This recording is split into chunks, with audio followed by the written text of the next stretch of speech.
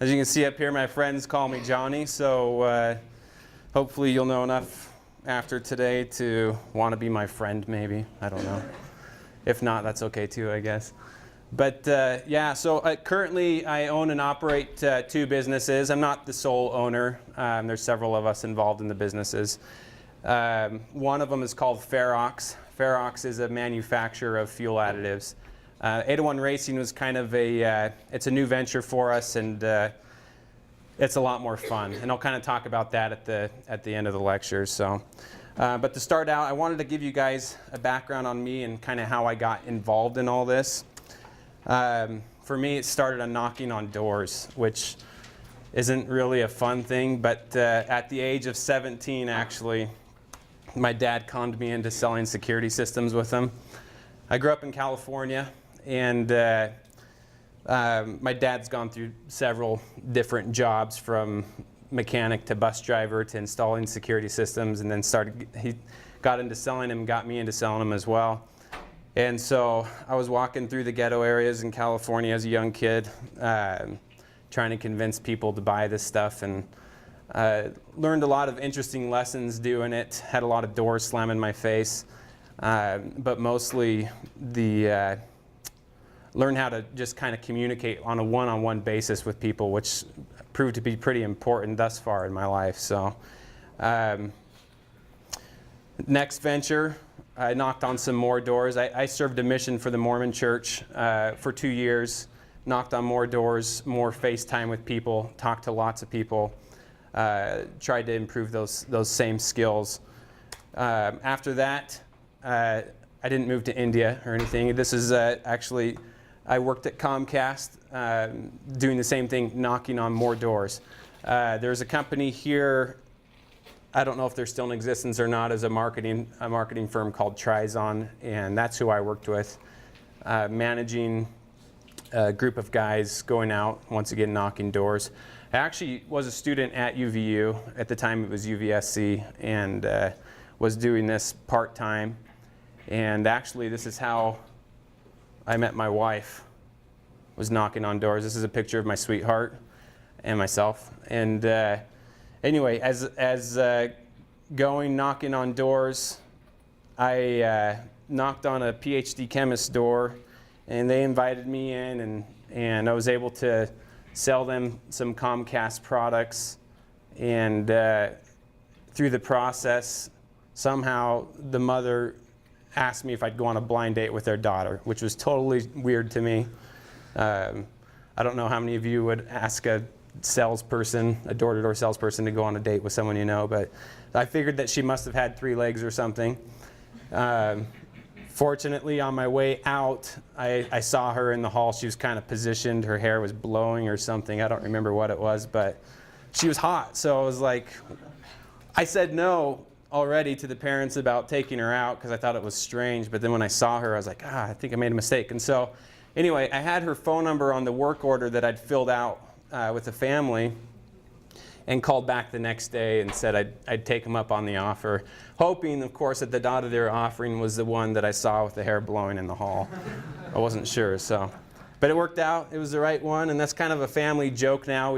We talk about who really got sold in that situation, because, of course, you know, the commission I got from selling him the Comcast goods probably paid for our first date, but I've paid for everything else since, so. Yeah, anyway, so actually knocking on doors is how I met my wife. Strange enough.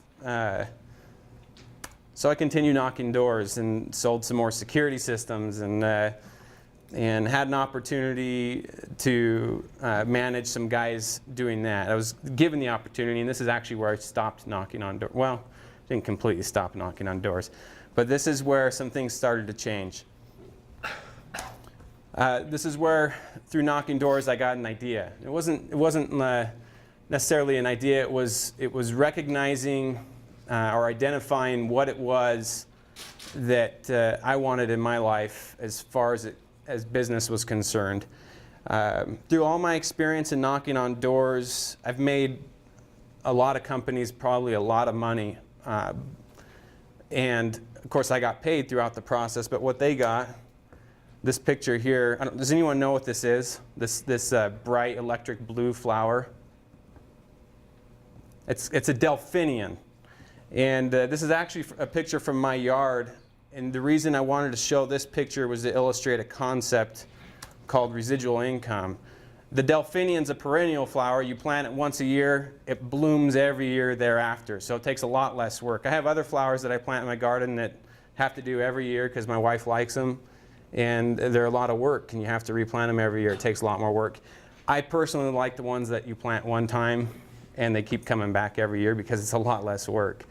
The idea of residual income became really important to me through knocking doors, because I realized, for example, with Comcast, I've never gone through and added up all the different accounts I've set up for them, but I know it's well over 1,000 with the time that I worked for them, personal accounts, and then of course I managed a group of guys also doing the same thing.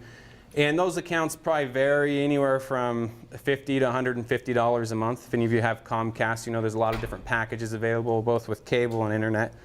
And so, you know, I would get paid on a sell probably around $50 per sell, which was fine because it was a pretty easy sell. It was actually, this is right at the time that the high-speed internet became available in this area, and so it was really easy to sell it.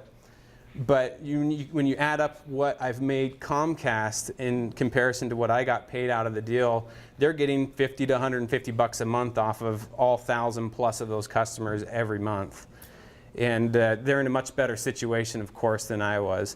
And so I realized this is something that I wanted in my life. I wanted to find something that would provide the same opportunity of a perennial flower that gets planted one time and it blossoms over and over again. And so, so an opportunity kind of came to me in a strange way. I have a brother-in-law, and well, I have several brother-in-laws, but one of them was talking one day about this product that his dad invented. Now, my father-in-law is a PhD chemist. Duh. I could have looked to him for different ideas and products and things like that. I never even thought about anything of what he even does. I just knew he had a chemical plant.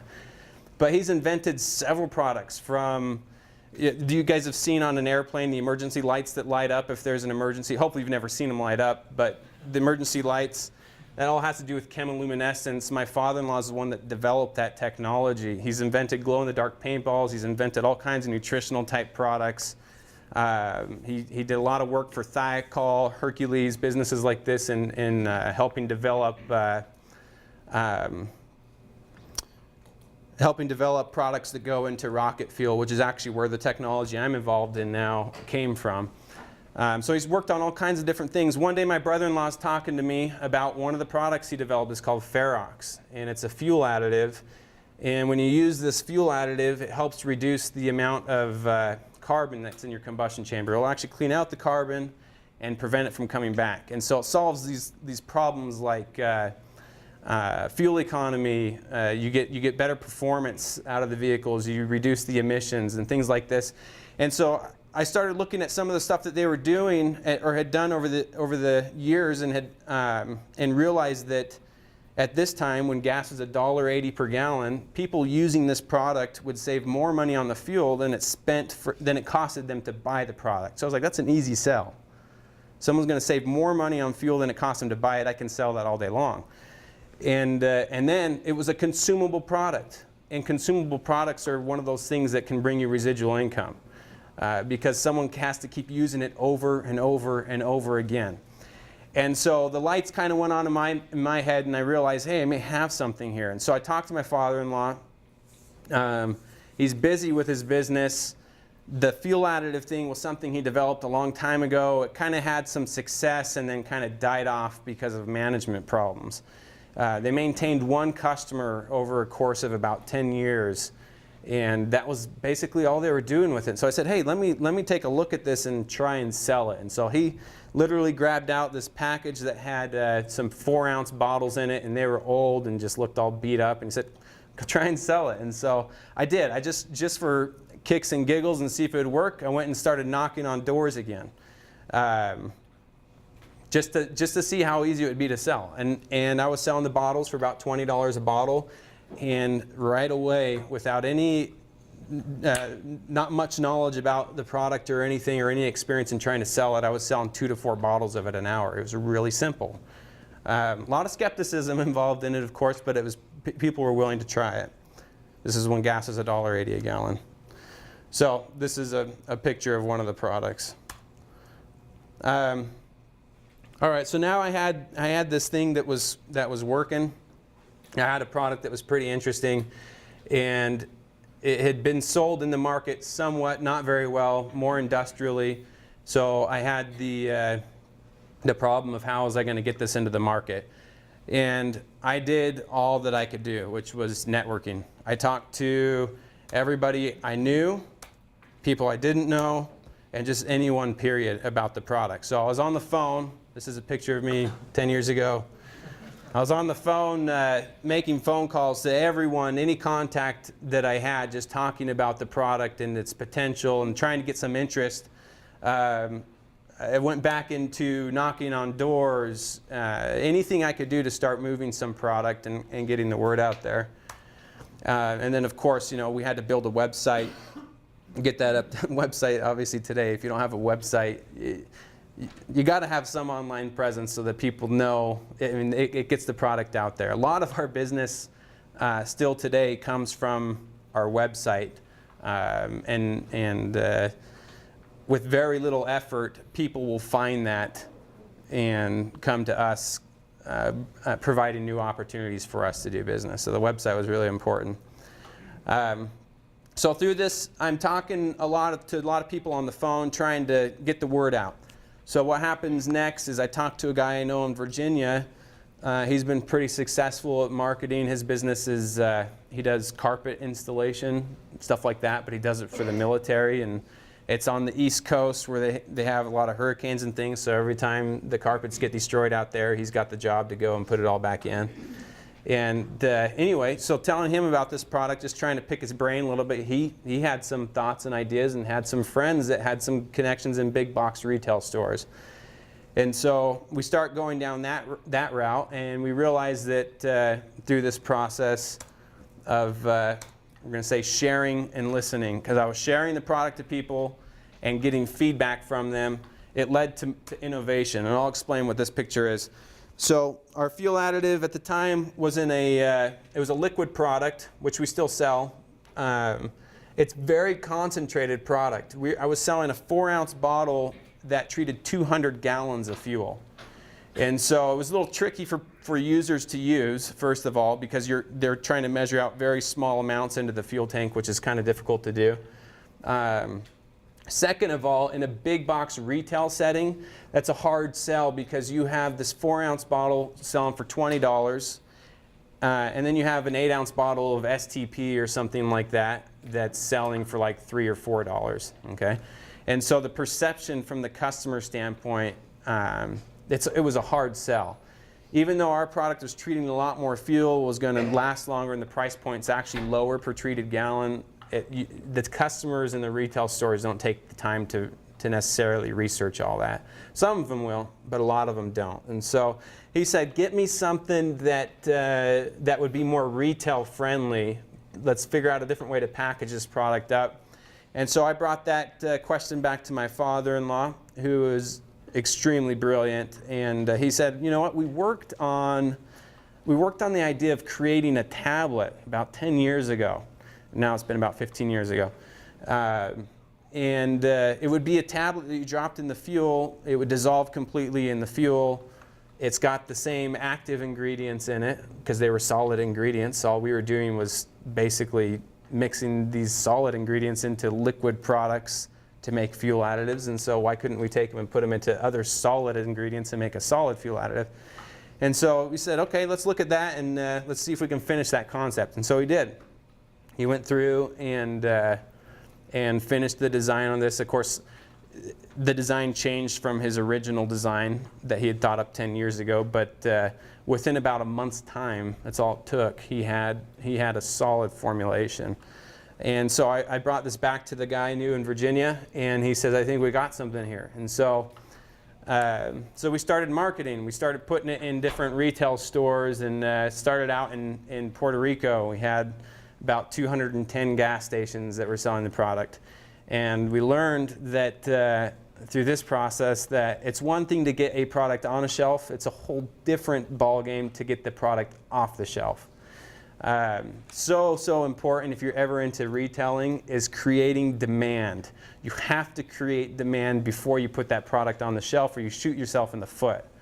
Because if the retailers see that this product isn't selling or moving off their shelf, and all that they can do really is like put up a poster or something in their retail location, eventually if they see it's not selling, they're not going to want to carry that line anymore, or that product.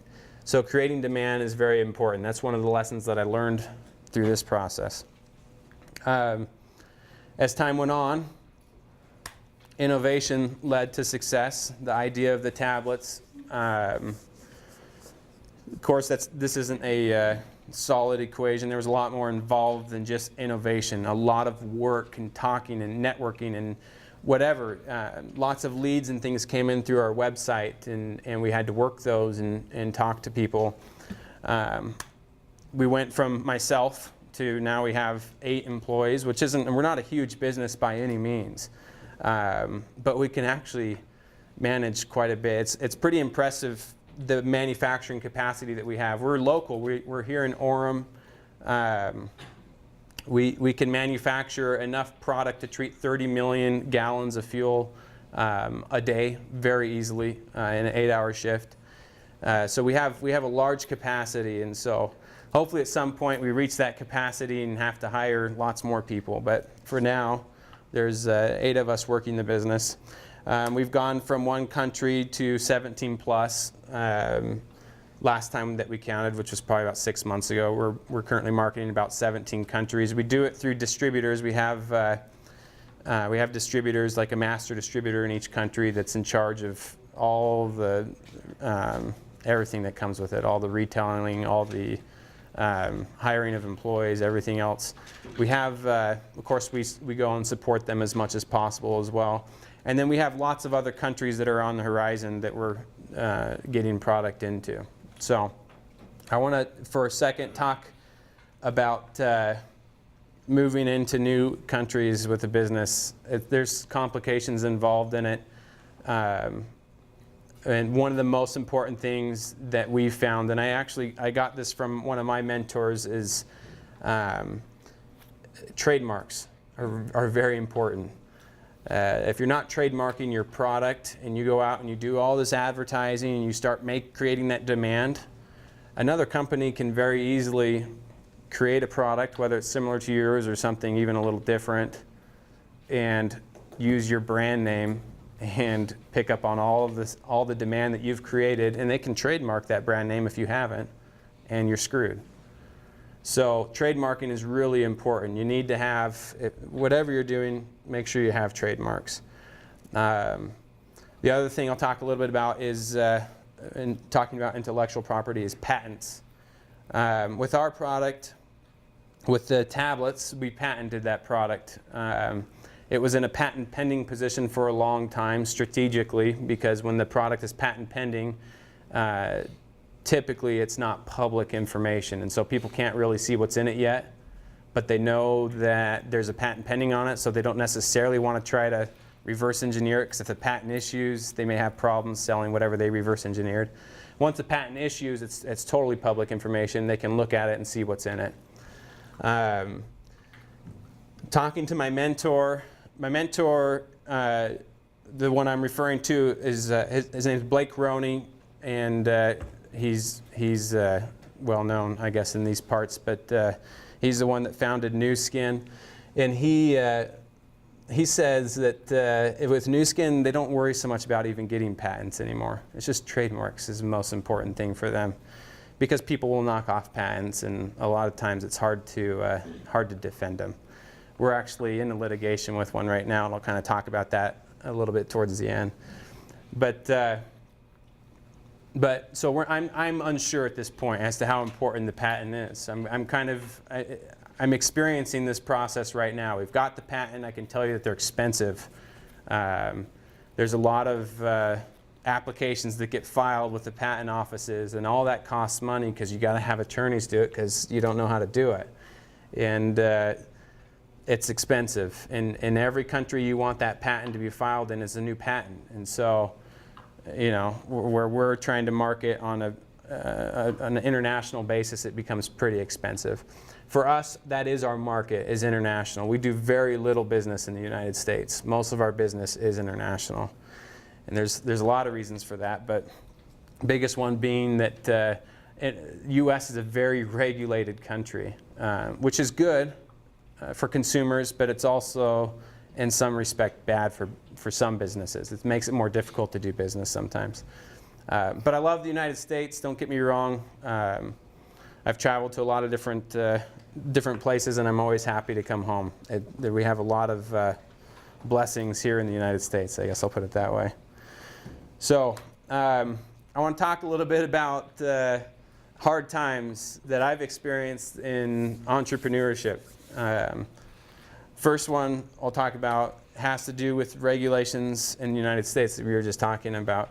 For fuel additives, anything that goes into a fuel, the EPA, United States Environmental Protection Agency, requires a certain amount of testing to be done on that product to make sure that there's not adverse effects coming out of the tailpipe that are going to cause other harmful pollutants into the air or whatever. And so in our category of fuel additives, they require what's called Tier 1 testing. Tier 1 testing is pretty expensive. It's got to be done on every working vehicle that's on the road, every working engine. And so if you were to start today and want to get Tier 1 testing done, first it's got to be done in an approved laboratory, which the EPA recommends Southwest Research Institute. They charge about $250,000 per test. You'd have to run it on a gasoline engine, of course. You'd have to run it on diesel engines if you want to approve for diesel. Well, diesel right now is going through this phase of all these different particulate contraptions that they're starting to add on the engines. There's several different engines that are out in the market right now. So you'd have to run it on each type of engine to prove that we're not causing adverse effects. So in the U.S., to sell a fuel additive, you have to have an EPA registration if you're selling it for on-road use, which we are. And so they want to ensure that this type of testing has been done on the product. And so what we had done over the years is bought some of our ingredients from companies that had performed this testing. Well, my father-in-law, being the genius that he is, invented such a cool product that a lot of people became interested in it, wanting to private label or white label the product, which means they wanted to sell our product under their brand name. And in the beginning, we let people do that because it was a new source of revenue, a new source of income for us. We wanted to sell product any way we could. But what ended up happening is some of the people that we were buying ingredients from, some of their customers realized that our products were performing better than buying from this guy because of the way that the products were engineered. And so his customers start coming over to us, and as soon as he realizes this, cuts us off. No longer selling you these ingredients, which means for us, we can't sell this product in the U.S. if we're not getting these ingredients from someone that's performed this Tier 1 testing. And so immediately for us, it turned into a lawsuit. We had to go through an arbitration process, which was pricey. It cost a lot of money. But luckily through the process, we found out that the business that we were going through the arbitration with, these people were dirtbags. And we dug up all kinds of dirt on them and things that they had done to other businesses which weren't very ethical. And they realized as these things were coming out that they didn't want that known. And so they settled with us at a lower amount than it would have costed us to do our own Tier 1 testing. So now we are in a position in the U.S., which there's very few companies that are in, where we can also sell these ingredients to other clientele and things. And a lot of his customers actually end up coming to us. In fact, people will come because they'll contact the EPA and say, we got to buy these ingredients from somebody else because this guy's just really hard to work with, and the EPA will send them over to us. And so it's proven it was difficult going through the process. We had to be creative and find ways to fund it because it was expensive going through arbitration, and the settlement was expensive. But it ended up good. Now that it's all said and done, we're in a better and stronger position as a company than we were then. And it's opened up new doors for us to be able to sell other products as well. That was one hardship going through it. It's, I mean, nightmares, sleepless nights, literally, and you're always worried about it. You don't know if you're going to get through it. You don't know if it's going to bankrupt you, whatever. And it was difficult, but we got through it. Second one I'm going to talk about, at one point we set up a company called Ferox International. It was a multi-level marketing company. It was kind of based on the same idea of what I saw in the beginning of it all, was I wanted to create something that created a residual income. Well, we realized we could create that opportunity for other people too, and went down that road, and it didn't work for a lot of different reasons, but multi-level marketing companies are very complex. They take a lot of management, and I'm one of those guys that's not against the idea of it at all, because to me it makes sense. It makes sense to be able to spread the word, and other people are spreading the word, and you're making money off what they're telling people too. I like that concept, but it's very difficult to manage. It's got to be set up right from the very beginning. That was one of the experiences that we had with this company, is we realized that our compensation plan didn't go deep enough to attract really big hitters in the network marketing world, which was important. And we could have let it go, and it could have been a sustainable business and done pretty well by itself. But we wanted to make it, we had bigger dreams for what this company should be. And so we made some changes to that comp plan, which when you do that in a multi-level marketing company, that's a no-no. Because all of a sudden you have, you stop the momentum, and it's all based on momentum. And so anyway, one thing I will share about multi-level marketing and this company is that you attract what your pitch is. And I didn't necessarily like all the people that it attracted to us.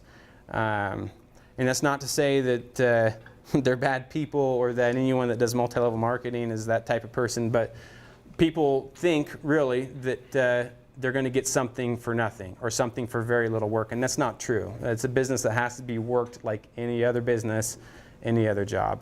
But that's the type of people that it attracted, and that's why it takes so much management, is you're spending tons of time with these people. And so anyway, it works for some people. It didn't work for us. We realized that we needed to cut our losses. Last year is when we shut that company down. It was opened up in 2007. We shut it down last year. We went through several interesting experiences. We had people come wanting to buy the company. Those people ended up being crooks.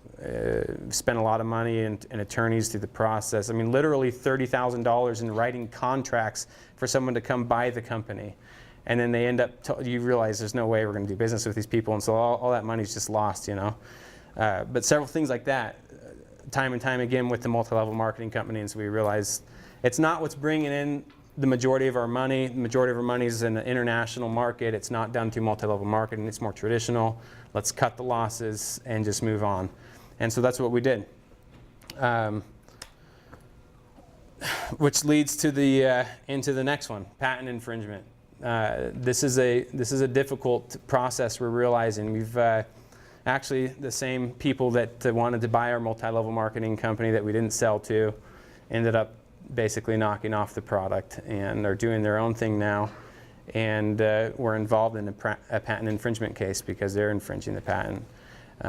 This is happening right now. I don't know what detail I can really give you on it because there's a lot of sensitive information. But I can tell you that cost-wise of going through a patent case just to get to trial will be about $750,000 just to get to trial. So you're hoping maybe to settle somewhere, or I mean, you have to be prepared to go all the way through it. And if you don't have the bank or the budget to do it, you don't do it. But it's a risk for us because you never know. I think the statistics say something along the lines of it's like 50% of the patent cases that, how does it go?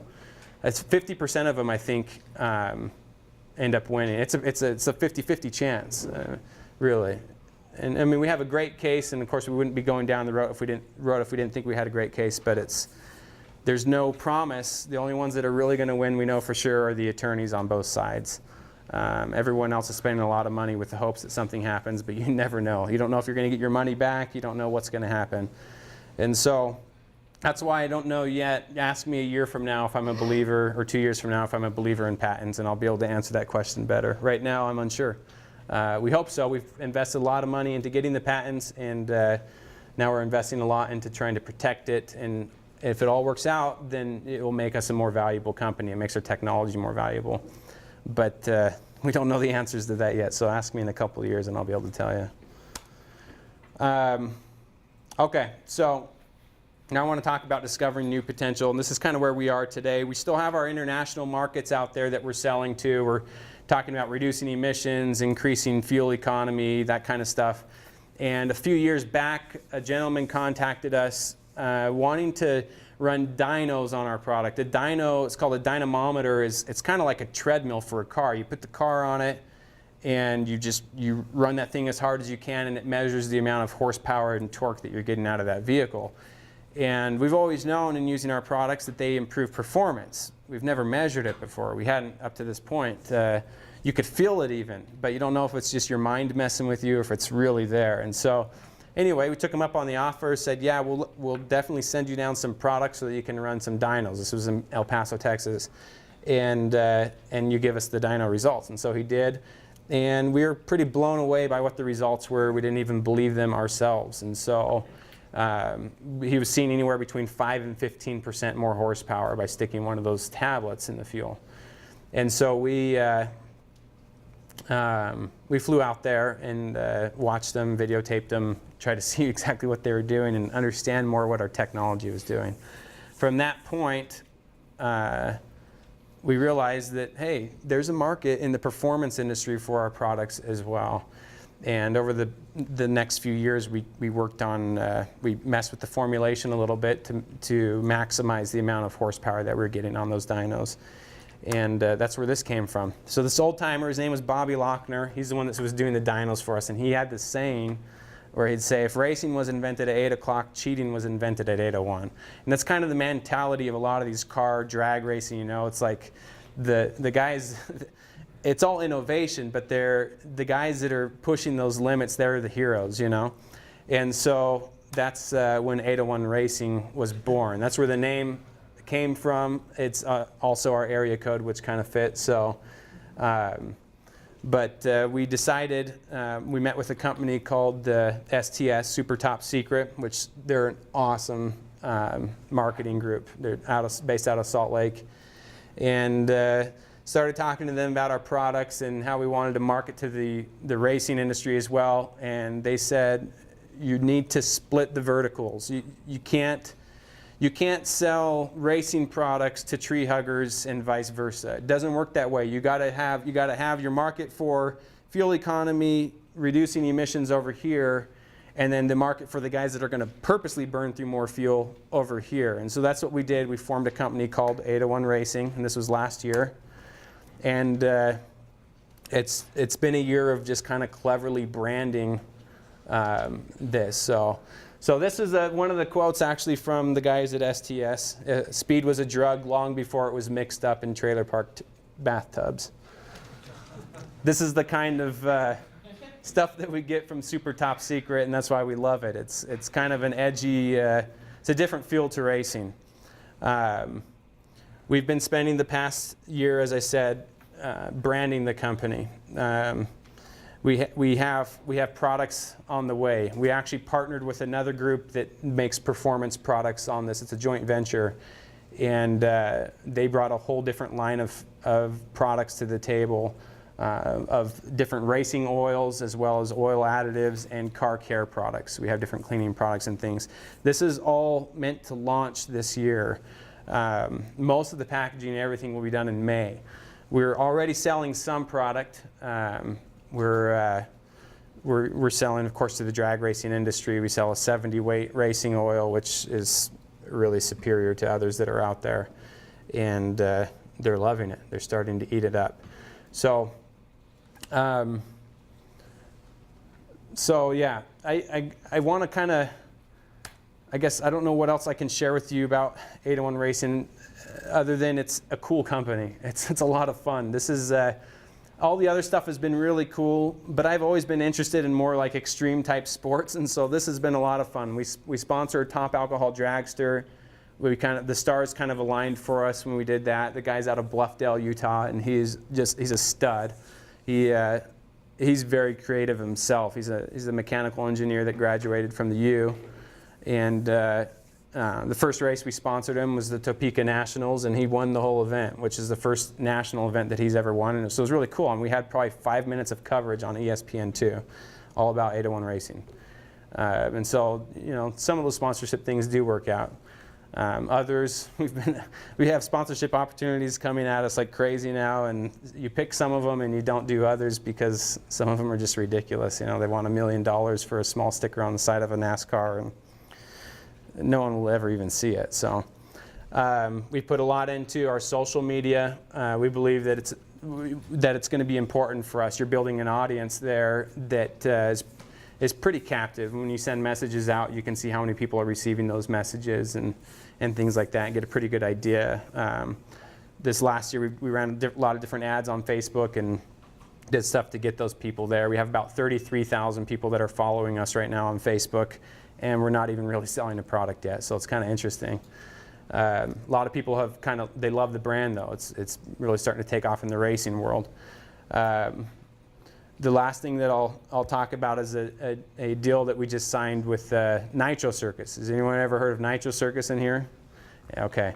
So the guys they're nuts. They're crazy dudes, and they're seriously cool too though. But we're their main sponsor for their off-road racing team, and they're going to do a lot. There's a lot of involvement between the two of us that's going to get us a lot of coverage this year as well. We'll be all over the Thrill-Billy show. If you guys have seen Thrill-Billies, if not, go watch it on Fuel TV. I think it'll be on Bravo this year too. But it's just another one like Nitro Circus. It's just a crazy bunch of guys. It's owned by the same people, and so there's a lot that's going to come from that, and we're going to get a lot of eyeballs on our brand really quick here within the next few months. And so, so that's me. These are my businesses. I've learned a lot of lessons, which there's not enough time to share everything with you guys. But the bottom line is, I guess, is this quote that I put up here by Alexander Graham Bell, which is the only difference between success and failure is the ability to take action.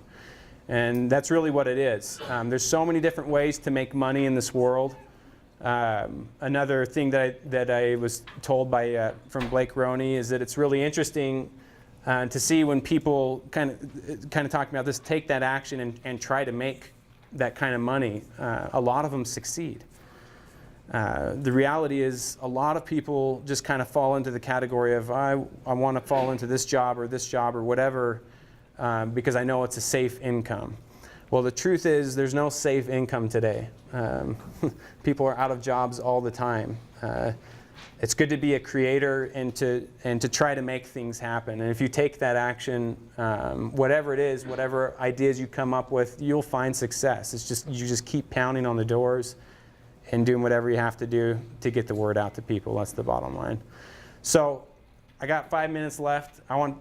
If you guys have any questions, just want to take some questions and answer those. And go ahead. Are you looking into other racing markets like motocross and stuff? Oh yeah, absolutely. No, so we'll be. The end goal with 801 Racing, like building our team, we want to have a team of any type of vehicle that's running gas, diesel, or alcohol. That's what our products are for. And so yeah, it's just one step at a time. And of course, we're meeting a lot of the MX guys through the Nitro Circus also. Go ahead. Have you done any kind of chemical testing with natural gas? With natural gas, yeah, and theoretically the product will work with natural gas. Well, actually we've done it with CNG, yeah, compressed natural gas, and we had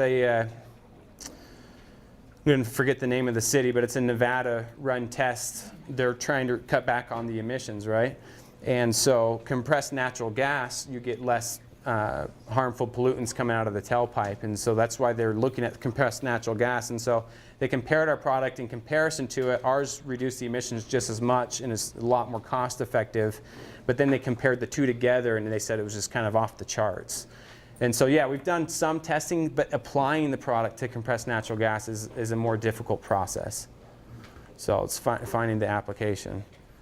Any others? You said STS, you brought your product in, you're pursuing this racing market, and they advised you to you have to separate your attack strategy. So is 801 Racing going to go after the tree-hugging fuel economist, or are you No. a brand around that? No, and some of that may come naturally anyway, because people realize that better performance equals better fuel economy. But in the 801 branding, we don't ever talk about fuel economy, anything like that. It's all just based on performance. And so you may get some of that naturally, but it's not our intended market. Our intended market is all about performance. It's a very niche market, but that's another thing that's it's important to focus in on niches. You'll see a lot more movement happen faster than if you're so broad that my product's for everybody. Your product may be for everybody, but pick a niche and start with that, because you'll see more action take place quicker. Any others? Cool. Well, I think I'm pretty much done up here, Deborah, so All right, thanks, John. thank you.